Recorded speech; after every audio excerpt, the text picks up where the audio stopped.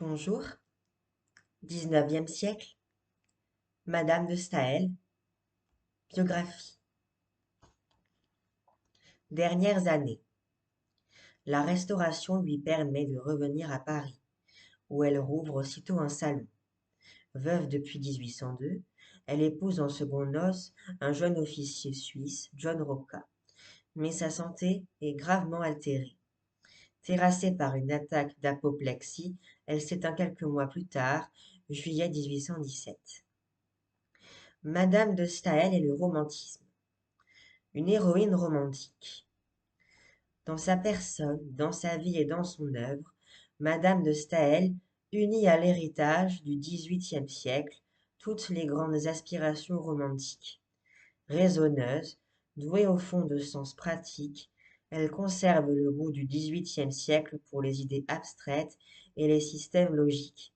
Mais elle est enthousiaste, passionnée, exaltée jusqu'au délire. Sa vie errante est un perpétuel orage. Partout où elle passe, elle déchaîne le scandale ou l'adoration. Pour peindre l'âme romantique, il lui suffit de se considérer elle-même et de s'épancher, ce qu'elle fait dans ses romans. Elle y exprime son expérience de la passion, ses revendications féministes, sa soif de liberté, son instinct de domination, même les événements de sa vie y sont aisément reconnaissables, seul le dénouement est beaucoup plus mélodramatique que la réalité. Élaboration d'une doctrine romantique. Madame de Staël n'apporte pas seulement à la jeune génération l'exemple d'une vie passionnée. Dans ses ouvrages théoriques de la littérature 1800 et de l'Allemagne 1813, elle analyse avec lucidité l'état d'âme romantique et lance les mots d'ordre qui inspireront la poésie nouvelle. Le mal du siècle. Madame de Staël discerne admirablement l'inquiétude, la mélancolie et aussi l'enthousiasme lyrique qui caractérise l'âme romantique. Confère page 19.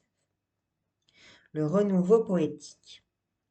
En affirmant la relativité du goût et la primauté du génie, élan passionné de l'âme, elle libère l'inspiration.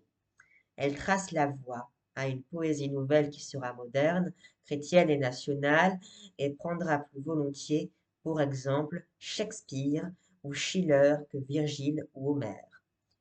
L'influence de Madame de Staël. Sans doute Madame de Staël manque d'art, et ce qui est plus grave, ses vues critiques ne résistent guère à un examen approfondi. Son information est étendue mais superficielle. C'est le danger du cosmopolitisme qu'elle pratique et qu'elle répand. Elle connaît mal la littérature allemande, qu'elle donne en exemple à la France, simplifie abusivement la littérature gréco-latine et ne comprend pas le classicisme français qu'elle aborde avec les préjugés de la critique germanique du temps. Pourtant, son influence sera considérable. Elle trouvait le génie dans l'âme au lieu de le chercher dans l'artifice. Elle faisait de la pensée exprimée dans la littérature non plus un métier, mais une religion, dira Lamartine, qui lui rend grâce également d'avoir inauguré une critique féconde.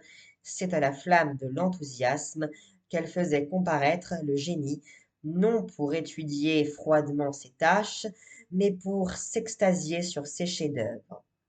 L'influence de Madame de Staël, comme celle de Chateaubriand, tient pour une large part à la remarquable opportunité de ses ouvrages.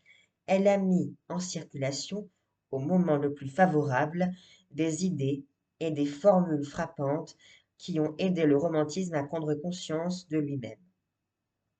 De la littérature.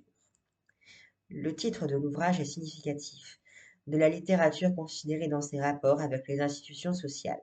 L'auteur, qui examine l'influence de la religion, des mœurs et des lois de la littérature, et accessoirement l'influence de la littérature sur la société, croit à un progrès parallèle des lettres et de la civilisation.